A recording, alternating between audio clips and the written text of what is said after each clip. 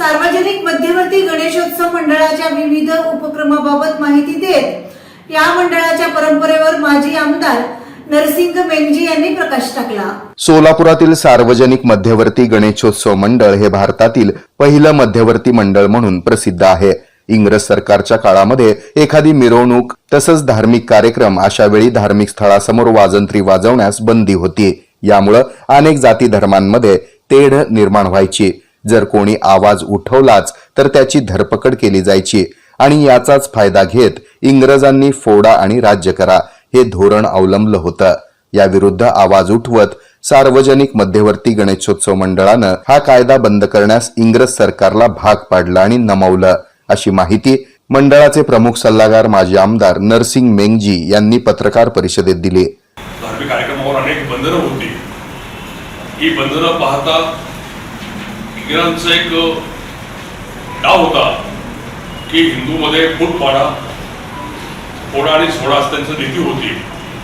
नीती पाहून त्या काळामध्ये सोलापूरचे एक आमचे अत्यंत ज्याला आपण धर्मवीर असं म्हणतो आमदार माजी आमदार विरा पाटील, बनशेट्टी आप्पा, मंजराव बुकाळे, साळुंखे, राजशेट्टी वकील, रंगनाथ उपाध्याय, पारे कोसंदर, सीताराम फुलारी असे तरुण एकत्र येऊन त्यांनी सोलापूर शहरामध्ये मध्यवर्ती मंडळाची जी मिरवणूक असते ही मिरवणूक चांगल्या पद्धतीनं एकोप्यानं निघावं असा त्यांनी प्रयत्न केला होता।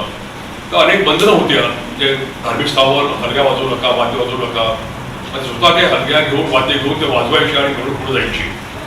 आणि ही जी परंपरा आपली होती सार्वजनिक मंडळाची ही त्यावेळेला लोकप्रिय बाळगंगाधर टिळक तर सोलापुरात होते, त्यांनी पाहिलं की सोलापूर शहरामध्ये सर्व हिंदूंना एकत्र करून हा गणेशोत्सव साजरा करतात आणि ही परंपरा आपण संपूर्ण देशामध्ये राबवावी या हेतूनं लोकांच्या ठिकाणी ती आमची परंपरा उतू धरली आणि त्यांनी ही परंपरा पुणे आणि पूर्ण भारतामध्ये त्यांनी निर्माण केलेली आहे। सार्वजनिक मध्यवर्ती गणेशोत्सव मंडळाच्या शेकडो वर्षाच्या परंपरेबाबत ते बोलत होते। तसंच सामाजिक एकोपा आणि सलोखा जपण्यासाठी सोलापुरातील अनेक मान्यवरांनी जीवापाड प्रयत्न केले असून आजही सार्वजनिक मध्यवर्ती गणेशोत्सव मंडळाच्या वतीनं विविध उपक्रमांचं आयोजन करण्यात येत असल्याची माहिती मंडळाचे अध्यक्ष बसवराज एरटे यांनी दिली।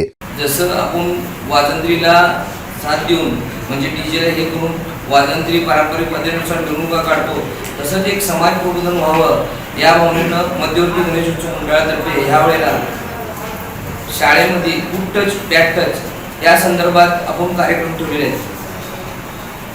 ज्ञान प्रबोधिनी शाळा असू दे, सेवा सदन शाळा असू दे, अशा 2 शाळांमध्ये मोठ्या आपण गुड टच आणि बॅड टच हे आपल्या लेकरांना सांगणार आहे की प्रबोधन करणार आहे। त्यासाठी डॉक्टर अनुराधा रावते हे प्रबोधन करणार आहेत आणि आपले माजी महापौर बनशेट्टी, रोहिणी तडवळकर असे जे समाजातील महिला आहेत त्यांना घेऊन आपण तो कार्यक्रम करत आहोत। तसंच येत्या सोमवारी मॅरेथॉन स्पर्धा ठेवलेली आहे आपण दत्त चौकातनं पूर्ण मध्यवर्ती मार्ग जसं गणेशोत्सव मंडळाची मिरवणूक निघते त्याच पद्धतीनं सकाळी 7:30 वाजता दत्त चौकातनं ही मिरवणूक स्पर्धा चालू होईल, मॅरेथॉन स्पर्धा, आणि गणपत घाटावर त्याचं एंड होईल।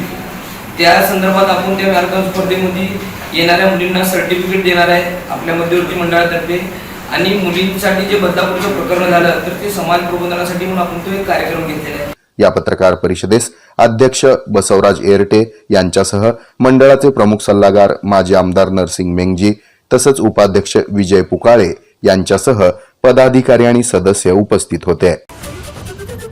विराजमान झालीये बाप्पाची स्वारी, चैतन्य पसरलंय महाराष्ट्रात घरोघरी।